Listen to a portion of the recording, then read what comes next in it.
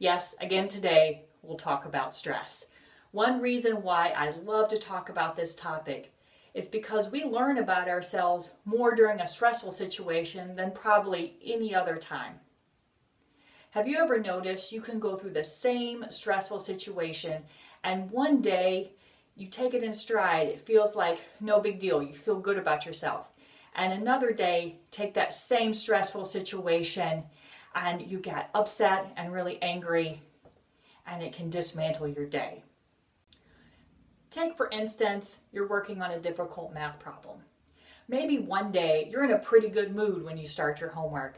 And that problem might be difficult, but it's no big deal. You just keep trying until you get it right. Another day, you could take that same difficult math problem and maybe you're already in not such a great mood. And not being able to get that problem right just makes you angrier. You might crumple your paper, throw it, break a pencil. Or maybe your friend teases you one morning that your clothes don't match. And you just laugh it off and say, I just woke up late. It's no big deal. And then another day, that same friend could tease you that your clothes don't match and you snap at them and you might overreact for the situation when your friend really wasn't trying to be that mean. So what's the difference? The stressor is the same in both situations, but your reaction is much different. That's when we really have to examine how we feel and how our feelings are impacting our reactions. One way we can examine our overreactions to stress is by using the H.A.L.T method, H.A.L.T. And the H.A.L.T method allows us to really look at how we're feeling and notice if there's a way that we can satisfy those feelings and needs to better react to stress. Okay, so the H in H.A.L.T stands for hungry, and the A stands for angry. The L stands for lonely, and the T stands for tired. So when we're hungry, angry, lonely, or tired, we tend to overreact to stress in a negative way. And if we notice that we are hungry, angry, lonely, or tired, take a step back from that stressor, try to satisfy that need, and then when you go back into that same stressful situation, you'll be able to think with a clearer head. So the first one's probably obvious, hungry. If you're hungry, you need to eat. Sometimes when we get so wrapped up in a situation, we forget to eat and our body's saying, hey, I need some fuel. And so eating would satisfy that hunger. Now, I believe hangry is a real thing. So that merges hungry and angry together.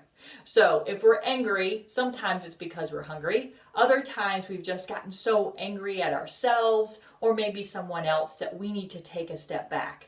And a good way to do that is by using breathing exercises or maybe taking a walk, anything that's safe that can help you to calm down.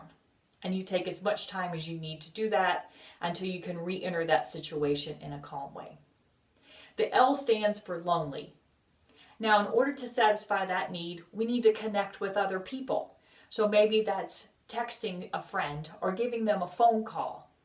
If we don't have another human we can talk to, our pets can also satisfy that need as well. And then T is for tired. And so what we might need to do is get a good night's sleep or take a nap.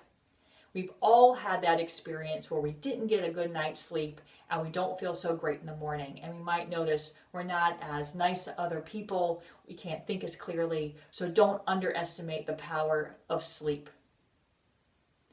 And so when you notice that you might be overreacting in a negative way to a stressful situation, remember to halt and ask yourself, am I hungry, angry, lonely, or tired?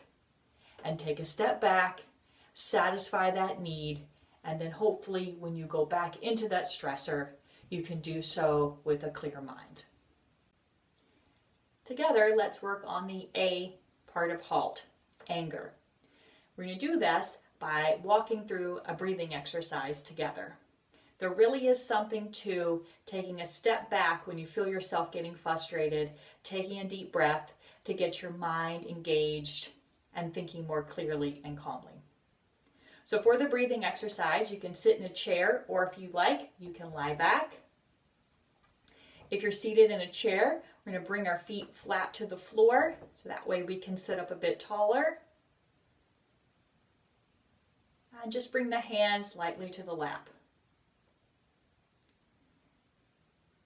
And so we'll practice together sinking breath. And all that means is that your exhale will last a bit longer than your inhale. So just at first, notice your breath as it is right now.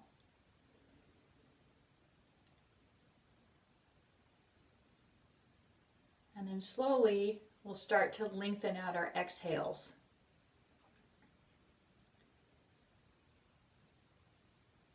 Now that's something you might be able to do just by feeling the sensation in the body, feeling the shorter inhale, and then the longer exhale. Or if it helps to count, you might count in for 4 and let the exhale be 5 or 6 counts.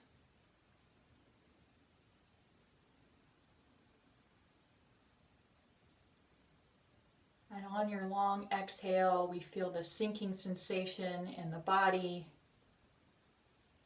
almost as everything melts back into place after the lift of your inhale.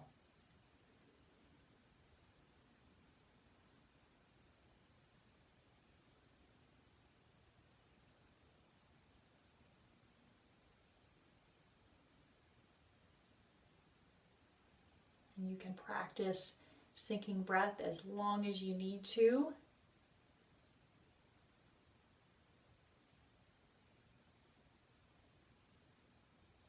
And then when you're ready, we'll start to bring our awareness back to the space around us.